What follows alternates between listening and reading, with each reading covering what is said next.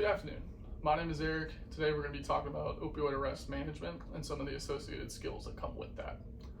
So the first step in identifying an opioid arrest is just doing a good patient assessment. So when you arrive on scene, whether if you have a bystander on scene that advises you, okay, this patient may have taken drugs, or if this is a known residence where drug activity occurs, those can kind of begin to heighten your suspicions of suspected overdose. Although until we do a full assessment, we're not going to be able to determine for sure. So to begin a full assessment, it's the same for any patient. You want to monitor airway, breathing, circulation, do a full head to toe, and then try and identify what the problem is. So we'll say this is my patient here. She's a 24-year-old female who we were called out to reference unconscious. So when I arrive on scene, first thing I'm going to be doing is checking responsiveness. So walk up to her, hey ma'am, my name's Eric, I'm with EMS, what's going on today? If you don't get a response from your patient, that means that they're not responding to verbal stimuli. The next step is to move on to painful stimuli. So we're going to execute that with a trapeze pinch, which my patient does not respond to. At this point, it's determined that she is unresponsive to painful stimuli, meaning that she is fully unresponsive. At this point, we change our ABCs a little bit. Now we move to CAB. So I would come up here, check a carotid, ensure that my patient does have a pulse. So my patient does have a pulse. Her heart rate's about, we'll say 118 at this time, 120. I don't feel it doesn't feel weak, or it does feel weak, but it doesn't feel thready. It still feels like a normal heartbeat. So that doesn't give me any indication to think that this patient could be in AFib RVR, A-flutter, anything like that. So once we begin our initial assessment, continue working through the body. So determine the patient has a pulse. Next thing I would check is chest rise and fall. So visually, while I'm checking a carotid, I'm gonna go ahead and check.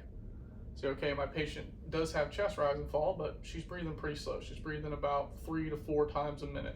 At this point, that is a life threat, so we would go ahead and intervene. Some of the ways we can do that. First, we want to start ventilating the patient because it's unknown how long she's been down. We want to make sure that we start reoxygenating the patient. If you walk up to an overdose patient and you just push Narcan into them, you're going to cause vomiting, potentially seizures, vomiting, agitation, combativeness. You're going to make a mess. Reason being, these patients are hypoxic. When they go into overdose, the respiratory rate falls, meaning that they're not breathing as much, meaning oxygen is not circulating as well. All of those factors lead to hypoxia within the brain. So if you slam Narcan into someone, they come up, they're still going to be in that hypoxic state. It's going to take them a while to kind of catch back up, which hypoxia is what causes all the previous issues I was talking about, like combativeness, agitation, vomiting, diarrhea, the list goes on and on. So again, I stress the main skill, or kind of the main piece of an opioid arrest, is ventilations. So to properly ventilate, first off, we would have our BVM attached to oxygen, running at 25 liters a minute. We would then, from here, making sure you use the proper CE clamp technique, you would then begin to ventilate your patient. When you're ventilating, you don't want to squeeze the bag like so. That could cause barotrauma, which is a very fancy word for causing excess trauma in the lungs. So the best, kind of the analogy I like to use is, think of hooking up just say a balloon, like a party balloon, to an air compressor and then turning the air compressor on wide open. It's essentially what you're doing to a patient's lungs if you were to overventilate like I demonstrated. So with proper ventilation techniques, we begin to pre-oxygenate our patient. Once we get a couple breaths in, we have our patient on the monitor with pulse ox on. Once we see that her capnography, her oxygen saturation starts rising, at this point we could go ahead and put in an NPA. What putting in an NPA does, it ensures that we secure our airway relatively. It doesn't secure an airway like an endotracheal tube, but for opioid arrest management, this has been my go-to, is an NPA. So when you're inserting an NPA, first thing you want to do is lubricate it. I'll cut that part. First thing you want to do is lubricate the NPA. Reason being, you don't want to cause any trauma inside of the nair or in the back of the throat when you insert this. So when you go to insert it, the method I like to use, I call it the pig nose method. You want to push your patient's nose back, and then with bevel to septum, begin slowly advancing your NPA. Now, if you reach a point where if you hit a point where you hit resistance, you can rotate your NPA 180 degrees, if it'll go, and then continue insertion. This will usually help it clear and pass through the nair better. So once you have an NPA in place, you can go ahead and again, continue ventilations. And as long as you're ventilating the patient, in theory, they should not get worse. The biggest thing, or the reason that opioid arrest is so dangerous, is because of the CNS depression, or the central nervous system depression. That leads to then subsequent respiratory depression, which ultimately, if you stop breathing, you're gonna die. So by managing that with ventilations and an NPA, we're able to protect this patient's airway as well as start breathing for the patient to buy us some time while we prepare medications and different interventions. So at this point in my patient care, we have airway established for ventilating the patient. I would go ahead and get a baseline set of vitals, so that would include SpO2, which we already have on, blood pressure, heart rate, and glucose. Those are skills that if you are a paramedic, you can have your EMT partner do, or if you are the EMT, those are skills that your paramedic will probably have you doing. So once we've established our vitals, we'll say that our patient's heart rate is about 120, blood pressure is 108/60, glucose is 88. So of those vitals, slightly alarming because we do have a little bit of hypotension, nothing critical yet, with accompanying tachycardia. That is a sign that this patient is in shock. For now, I would say they're right on the border between compensating and decompensating. With our ventilatory support, we are able to get that patient saturation up to 100%, which is what we're striving for. Like I mentioned earlier, with overdoses, the main cause for concern is hypoxia. So ensuring that we correct that early is going to result in a much better outcome for the providers on scene as well as the patient. So all that being said, now we have our airway secured. At this point, now we can start considering pharmacological interventions. Biggest one being Narcan. So for this demonstration, I'm just going to do intranasal Narcan. Narcan, you can give it 3 routes. You can give it intranasally, which just means through the nose, intramuscularly, which means you give it as an IM injection, the deltoid, thigh, buttocks, where have you.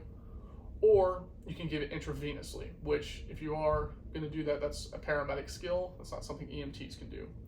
EMTs can give Narcan intranasally.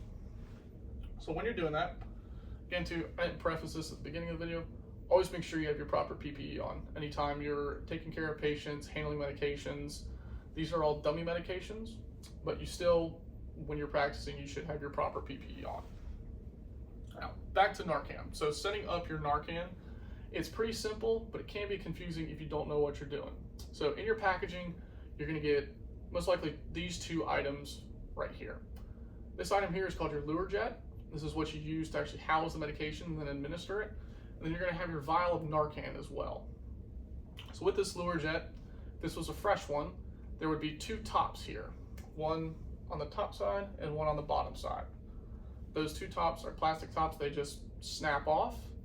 And then this top right here, red, as you can see, pops off as well. Now at this point, your Luerjet is ready for the medication to be placed in it. To place it, you simply align the Narcan like so, and then gently twist. Once you twist, you'll feel the Narcan kind of bite. There's a needle at the end of this Luerjet, and that's what there's a little plastic piece within the medication vial that it bites to. So at this point now, you can give your medication. Almost. There's still one more step that you need to do before you can give this Narcan intranasally, which is this device right here. This is your MAD device, or your atomizer. What this does, you put this on the end of the Luerjet. Now, this converts the medication from liquid to an aerosol spray. This is the, you have to, if you're going to give it IN, you have to put this device on here at the end, or else the medication's not going to work. The way that Narcan works when given intranasally is it's absorbed through the mucous membranes of the nose. So if you don't have this atomized device, the medication's not going to be able to absorb through the nose.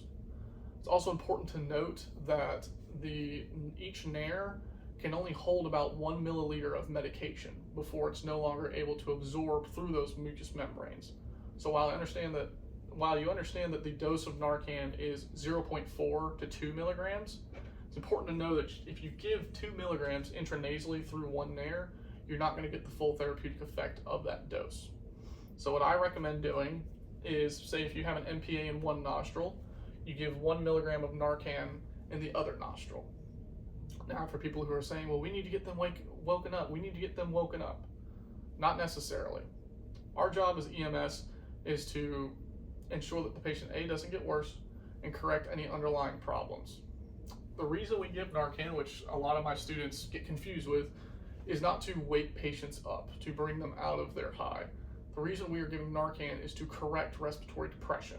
So if you get in a situation to where you give 1 ml of Narcan or 1 milligram of Narcan, depending on your packaging, which, sidebar, always check your packaging with medications prior to administration, because it still could be the same drug like naloxone, but if your agency has either a new supplier, what have you, packaging and dosing could change. So you always want to check your medications prior to giving them to a patient. You can check it with your partner, fire on scene. How you can check it with a patient's family if you really need to. Now, moving back on to the actual administration. What you're going to do, I still like to follow the PIG method, so it allows the nair to open up just a little bit more. You then want to make sure that here on your Narcan there's a side that has dosing meters on it. You want to make sure that when you give the medication that you follow to the appropriate dosing. So, as stated, for this patient I would give 1 milligram of Narcan intranasally initially while continuing to provide ventilatory support. So at this point now, patients receive 1 milligram of Narcan. It's going to take probably roughly 3 to 5 minutes for it to start kicking in. In the meantime, we're still going to continue to provide ventilatory support. Now that the airway has been addressed, breathing has been addressed, and circulation has been addressed, now we can start moving into more ALS concerns like 4-lead, 12 leads, making sure there's no cardiac involvement, stuff like that.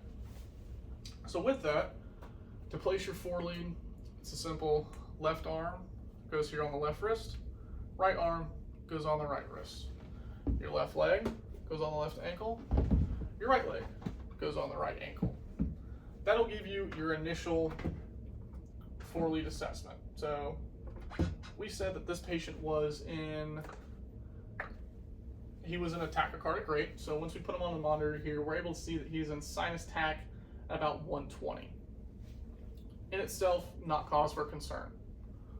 While you're getting your patient on a 4-lead, after medication administration is a great time to go ahead and recheck vitals. So we have our initial set of vitals, which told us, kind of painted the picture of our patient is slightly hypotensive, tachycardic, and has severe respiratory depression. Now at this point, our new vitals, our patient would have a respiratory rate of about 12 being ventilated. Heart rate would still probably be around 120. Blood pressure may slightly improve with the added ventilations. It's hard to tell. At this point in opioid arrest management, opioid overdose management, kind of becomes a waiting game. So at this point in time, this is when you can start talking to family, talking to people on scene who can give you a sample history, OPQRST, try and get a better idea of maybe what he took or how much he took of X drug. So after you obtain your sample and your OPQRST, hopefully within 3 to 5 minutes of Narcan, you'll start to see improvement. That improvement most likely will look like increased respiratory drive. They may start to stir a little bit. They may periodically open their eyes. It all depends on how much they took. At this point, once we have airway established, Narcan on board, we are safe to transport this patient. They're still unconscious. They become conscious we then would have to ask them whether or not they want to go to the hospital, and they do have a right to refuse. But we'll say for the sake of this patient is still unconscious. So we're transporting to the hospital now. We'll say roughly 10 minutes after our first Narcan administration. Respiratory drive has slightly improved, but only to, we'll say, about 8 on his own. At this point, we would go ahead and give our second dose of Narcan, equaling up to 2 milligrams intranasally.